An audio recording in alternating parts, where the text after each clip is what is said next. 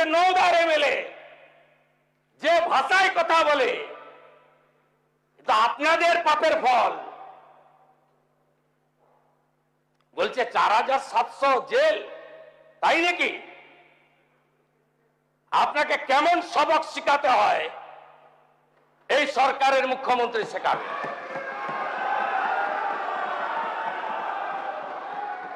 আচরণ ভদ্র করুন, ভাষা সংযত করুন।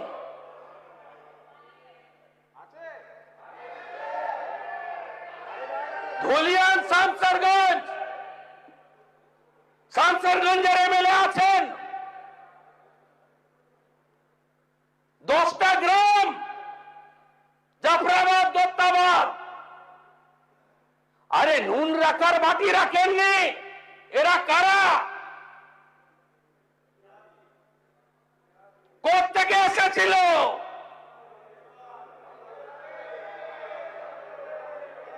কি করেছেন? জঙ্গিপুরে সুতিতে গেছেন মুখ্যমন্ত্রী, একটা পুলিশে কাজ করে বেলডাঙ্গা থানায়, তাকে দিয়ে কিছু লোককে ডাকিয়ে এনেছেন, 2 লাখ টাকার ক্ষতিপূরণ দিয়েছেন। আরে এক একটা বাড়িতে 40 লাখ 50 লক্ষ টাকার ক্ষতি হয়েছে। ধুলিয়ানে বড় বড় দোকান, motorcycle showroom, Apple shop, shopping mall, 1.5 কোটি 2 কোটি টাকা করে প্রপার্টি নষ্ট হয়েছে। কি করেছেন আপনারা? আদায় করে দিতে পেরেছেন? একজনও ক্ষতিপূরণ পেয়েছে? কতবার ভুল পথে পরিচালিত করেছেন মুসলিম সম্প্রদায়ের মানুষদের, কতবার ব্যবহার করেছেন রেডিক্যাল শক্তিকে। আপনাদের ফরাক্কার প্রাক্তন এমএলএ ব্যান অর্গানাইজেশন পিএফআই প্যারেডে কেন থাকেন? উত্তর দিতে পারবেন? আপনারা কেন সিভিল লোককে রাজ্যসভায় পাঠান? আপনাদের প্রাক্তন মন্ত্রী মন্তেশ্বরে হারা সিদ্দিকুল্লাহ চৌধুরী কেন খাগড়াগড় বিস্ফোরণে তদন্তে বাধা দেয়? এর উত্তর দিতে পারবেন?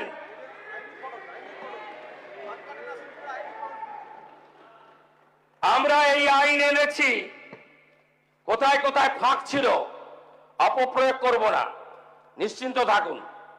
সমর মুখার্জির বিরুদ্ধে এই আইন প্রয়োগ হবে না, নিশ্চিন্ত থাকুন। ছিল ভদ্রলোকরা, এই অবস্থা আমি মালদা মুর্শিদাবাদে দেখিনি, উত্তর দিনাজপুরে। আমি কখনোই গোলাম ইয়াজদানিকে খারাপ লোক বলি না, আমি কখনো জয়নাল আবেদিনকে খারাপ লোক বলি না, আমি কখনো গনি খান চৌধুরীকে ভালো ছাড়া খারাপ বলি না, আমি কখনো হাবিবুর রহমান সাহেব, আব্দুল সাত্তার সাহেব, নুরুল ইসলাম চৌধুরী সাহেব, এদের বিরুদ্ধে বলি না, বলবো না। কাদের হাতে গেছে? কোন শক্তির হাতে আপনারা পাঠিয়ে দিয়েছেন? এই আইন এই জন্যই প্রয়োজন। কেন প্রয়োজন? দাঙ্গা, বেআইনি সমাবেশ, হিংসাত্মক বিক্ষোভ, আইন শৃঙ্খলা ভঙ্গের অন্যান্য ঘটনায় সরকারি ও বেসরকারি সম্পত্তি সুরক্ষা নিশ্চিত করা রাষ্ট্রের একটি গুরুত্বপূর্ণ দায়িত্ব। প্রচলিত ফৌজদারি আইনে অপরাধীদের বিচার এবং শাস্তির ব্যবস্থা থাকলেও ক্ষয়ক্ষতির দ্রুত মূল্যায়ন, প্রকৃত দোষীদের কাছ থেকে ক্ষতিপূরণ আদায়ের জন্য কোনো কার্যকর স্বতন্ত্র ব্যবস্থা নেই। আমি দায়িত্ব নেওয়ার পরে দুটো জায়গায় ভাত টিপে দেখেছেন। আসানসোলে ফাঁড়ি ভেঙেছেন, আদায় করেছি ক্ষতিপূরণ, সুদ সহ আদায় করব, 3 গুণ টাকা আদায় করব, ভিটা মাটি বেচে আদায় করব, শুধু জেল খাটাবো না, স্থাবর অস্থাবর সব প্রপার্টি অ্যাটাচমেন্ট করব, খুব দ্রুত অকশন করব, আদায় করব। পার্সার কাছে পুলিশকে ঢিল মেরেছিলেন, রক্ত বেরিয়েছে। আপনি কি ভেবেছেন ধুলিয়ানে পুলিশ শাটারের তলায় ঢুকেছিল? ভেবেছেন এই পুলিশ মন্ত্রী সেই রকম? কালীঘাট থানায় পুলিশ টেবিলের নিচে ঢুকেছিল। আপনি ভেবেছেন ওইটা? আমার দায়িত্ব পুলিশ কর্মীদের নিরাপত্তা দেওয়া। সরকারি বেসরকারি যাই ভাঙুন, 1 ইঞ্চি এগোতে দেব না, একদম নিশ্চিন্ত থাকুন। আর আপনারা যারা সাপারার ফ্যামিলি, গোটা রাজ্যের শুনে রাখুন, যা হয়ে গেছে অতীত, আর কিছু করতে দেব না। যদি করে এই আইনের কঠিন এবং কঠোর প্রয়োগ হবে। সব সময় ভাবেন ধরে কিছুদিন রাখবে, লম্বা বিচার প্রক্রিয়া শেষ হতে হতে ভোট হয়ে যাবে, উইটনেস মরে যাবে, সব এদিক ওদিক করে দেব। এই তো ছিল এতদিনের প্র্যাকটিস। এই প্র্যাকটিস করতে দেব না। বিচার দেব, সম্পত্তি বাজেয়াপ্ত করে ক্ষতিপূরণ আদায় করব এবং যা যা করার দরকার করব। এই আইনে, আগের আইনে অনেক ফাঁক ফোকর ছিল, বর্তমান আইনে ফাঁক ফোকর রাখা হলো না। এবং এই আইন কেবলমাত্র গুন্ডাদের ক্ষেত্রে প্রযোজ্য। গুন্ডামি বন্ধ করে যারা রাজনীতি, সমাজ, ধর্ম, কর্ম করুন, আপনাদের বিরুদ্ধে প্রয়োগ হবে না। আর সবচেয়ে আতঙ্কের জায়গাটা আপনাদের হয়েছে কোথায় জানেন? প্রিভেন্টিং অ্যারেস্ট, তাই তো? 1 বছর পর্যন্ত, তাই তো? সন্দেশখালি আর না, তাই তো? প্রতি ভোটে ভাঙড়ে এত মরে কেন? এবারে প্রথম ভোট, ভাঙড়ে একটাও মৃত্যু নেই। ওখানে তো বিজেপি স্টেক নেই, আমাদের তো 70,000 ভোট আছে। বাকি তো আপনাদের A team, B team, B team, C team, in between. তা আমরা তো ভাঙড়টাকে ছেড়ে দিতে পারতাম। ছেড়ে দিলে যিনি জেলে ছিলেন তিনি এখানে আসতেন, আর এই বিলের যিনি বিরোধিতা করেছেন একটু আগে, তিনি এখানে আসতে পারতেন না।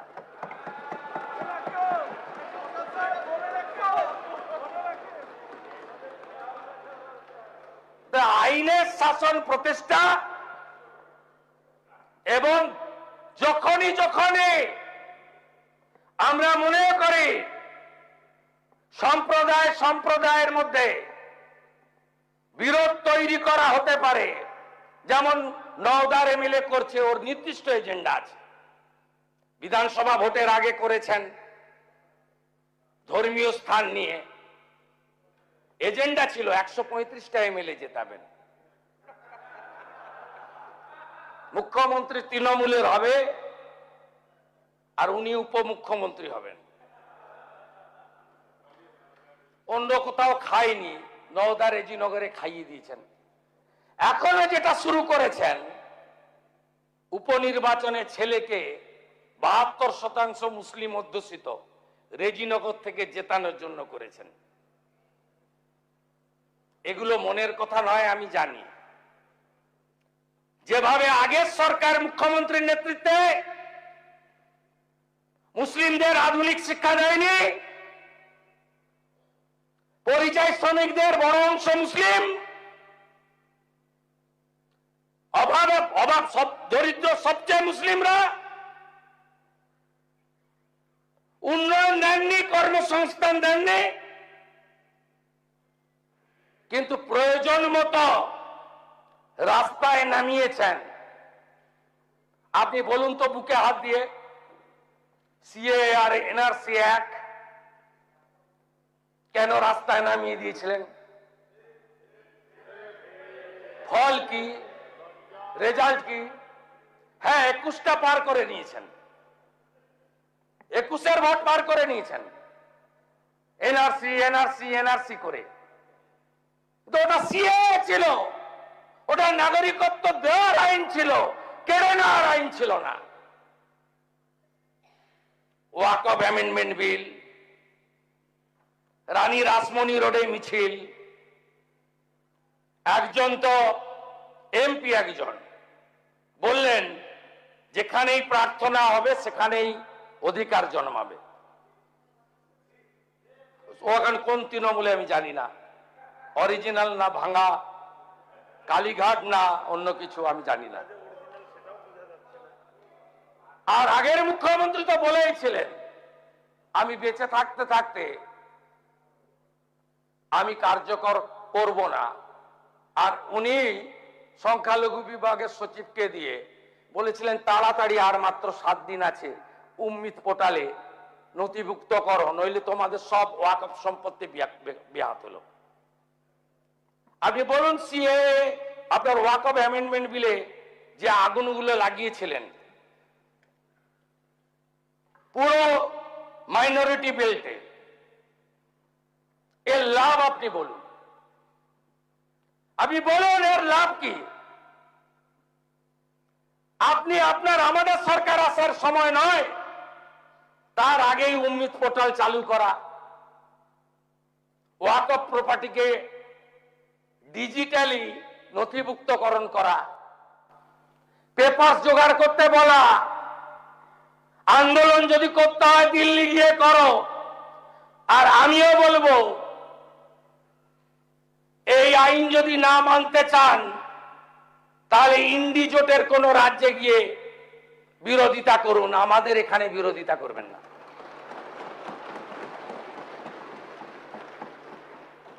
ভুল পথে চালিত করে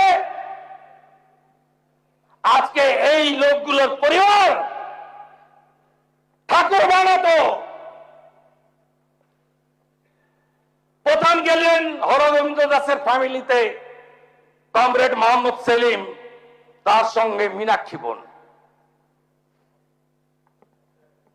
গেলেন, বললেন, শুনলেন, বলে আমাদেরই তো পরিবার, দাঙ্গা ঠেকানোর জন্য প্রাণ দিয়েছি। তারপরে আমাকে আটকে রাখলেন এলওপিকে, পুলিশের হাত দিয়ে 10 লাখ টাকার চেক পাঠালেন। এই পরিবারগুলো দিন মজুরি না করলে খেতে পায় না। প্রধানমন্ত্রী অন্ন সুরক্ষার চাল আর গম না হলে এদের চলে না। এই পরিবারগুলো আত্মসম্মান বোধ আছে। পুলিশকে বলল যিনি মেরেছেন তিনি চেক পাঠিয়েছেন, নেব না। কম চেক না, 10 লাখ টাকার চেক। তারপরে হাইকোর্ট থেকে পারমিশন নিয়ে আমি গেলাম 14 দিন পরে। বিজেপি 10,01,000 টাকা করে দুটো চেক আমার হাতে দিল। আমি নিয়ে গেলাম, আমার চেক গ্রহণ করলো, বিজেপির চেক। আমি জিজ্ঞেস করলাম আপনার CPM family? Comrade Mohammad Salim বলছেন, প্রাক্তন সাংসদ, যে দাঙ্গা আটকাতে গেছিল তাই মারা গেছে। আপনার বাড়ির লোকরা কোথায় ছিল? বলে বাড়িতে ঢুকে পশু কাটার তরবারি দিয়ে কুপিয়ে কুপিয়ে মেরেছে। আরে ভোট কাকে দেন? বলছে কাস্তে হাতুড়ি তারায়। তাহলে মানলো কেন?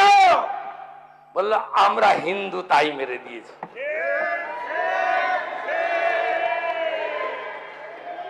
এই লোকগুলো 6 মাস 8 মাস জেলে থাকবে, বেরিয়ে আসবে, আবার বুক ফুলিয়ে ঘুরবে, আবার পঞ্চায়েতে লড়বে, আবার ভোট লুট করবে। এই জিনিস বন্ধ করার জন্যই এই আইন। ভিটা মাটি ছাড়া করব। কোন দাঙ্গাবাজের স্থায়ী নেই। আর যে যার পাস রেকর্ড খারাপ থাকবে, যে দলেরই হোক, যে নেতাই হোক, 1 বছর প্রিভেন্টিং অ্যারেস্ট থাকবে। আশা করি রাজনৈতিক লড়াই করবেন, অনুমতি নিয়ে রাজনৈতিক কর্মসূচি করবেন। আমাকে 104 বার হাইকোর্টে যেতে হয়েছে। আর প্রাক্তন মুখ্যমন্ত্রীকে 15 দিনের মধ্যে রানী রাসমণি চেয়েছিলেন। আমি বললাম যানজট হয়ে যাবে। আমার ধারণা ছিল প্রচুর লোক আসবে, তা আমার ধারণা ছিল না 500-600 লোক হবে। আমি বললাম ওয়াই চ্যানেলে করুন। করলেন, কে বাধা দিয়েছে? তা বলে আপনি অ্যাপ্লিকেশন করে দিয়ে কলকাতার রাস্তায় ভিক্টোরিয়ার সামনে ফিতা নিয়ে চলে যাবেন? কি মামার বাড়ি নাকি? ফিতা নিয়ে যাবেন মাপতে? কে অধিকার দিয়েছে আপনাকে? কে অধিকার দিয়েছে? পারমিশন প্রেয়ার করবেন, কোথায় দেব বলে দেব, কোথায় দেব বলে দেব। আরে আপনাদের লোক প্রচুর, প্রচুর লোক, লক্ষ লক্ষ লোক, 30 লাখ লোক হয়। 11 সালে তো ব্রিগেডে গেছিলেন, এবারেও চলুন না ব্রিগেডে যাই। দম আছে? দম আছে? দম থাকলে লড়ুন, কোনো অসুবিধা নেই। লোক আসবে না আপনাদের সঙ্গে। আর আস্তে আস্তে দেখতে থাকুন, সব হবে। প্রথম তো আইনের শাসন প্রতিষ্ঠা হয়েছে। বলছেন আপনি প্রাক্তন মেয়রের নাম বলেছেন, বিকেল 5টার মধ্যে গ্রেফতার করতে হবে, তাই নাকি? তাহলে আপনি এখানে চলে আসুন। আপনাদের তো আনেনি লোক। যাকে তোলার তুলেছি। আরেকজন বলছেন কালি তো গেছে, দোয়াত আর পেন যায়নি কেন? আরে পেন যদি ফিরে রাখিব হয়, তাহলে দোয়াতটার নাম মমতা ব্যানার্জি। তাহলে কালির সঙ্গে যদি পেনও যায়, তাহলে দোয়াতকেও যেতে হবে। একসঙ্গে সবাইকে যেতে হবে। কিন্তু এই সরকার প্রমাণ ছাড়া কিছু করবে না। জোগাড় করছি, এভিডেন্স থাকলে কাউকেই ছাড়বো না, নিশ্চিন্ত থাকবে। সবাই ভালো থাকবেন, পাস করিয়ে দেন। ভদ্রলোক যারা আছে তাদের উপরে প্রয়োগ হবে না। সমর বাবু, আপনি আবেদন করুন সবাইকে। এই আইন আপনার জন্য নয়, আপনি প্রণব বাবুর সহযোগী, respected our ex president of India. আমরা কোন ভদ্রলোকের বিরুদ্ধে প্রয়োগ করব না। কিন্তু সন্দেশখালীর বেতাজ বাদশা, জীবনতলার খুনি, যখন যে দল আসে সেই দলে চলে আসে।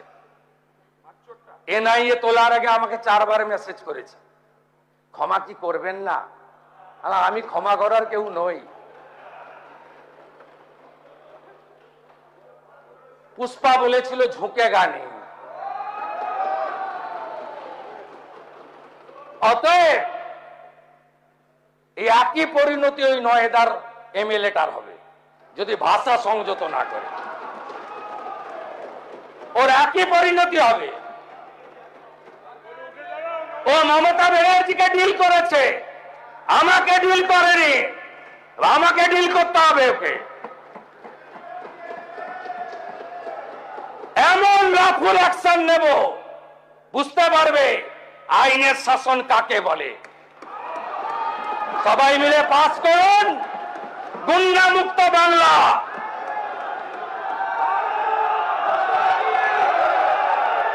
গুন্ডা মুক্ত বাংলা। একটাকে ছাড়া হবে না। বকরিদ করেছেন, অসুবিধা হয়েছে? মহরম করেছেন, অসুবিধা হয়েছে? কোথাও কেউ বাধা দেয়? আইন মেনে করুন না, এই ভুল বুঝাবেন না লোককে। আর এই রাজ্যের যারা ভারতীয় হিসেবে স্বীকার করেন নিজেকে মনে প্রাণে হৃদয়ে, তাদেরকে বলবো যে দল, যে ধর্ম, যে সম্প্রদায়ের হন, আইন মেনে চলুন। এই সরকার আইনের শাসন প্রতিষ্ঠা করেছে, এটাকে ধরে রাখবে, অন্যায় করবে না। এই আইন কারোর ক্ষেত্রেই রাজনৈতিক প্রতিহিংসার ইনস্ট্রুমেন্ট হিসেবে ব্যবহার হবে না। On the floor of the August house আমি এটা কমিট করে সবার সমর্থনে ঐতিহাসিক বিল অনুমোদিত হবে এবং কার্যকর হবে, এই আবেদন রেখে আমার কথা শেষ করলাম।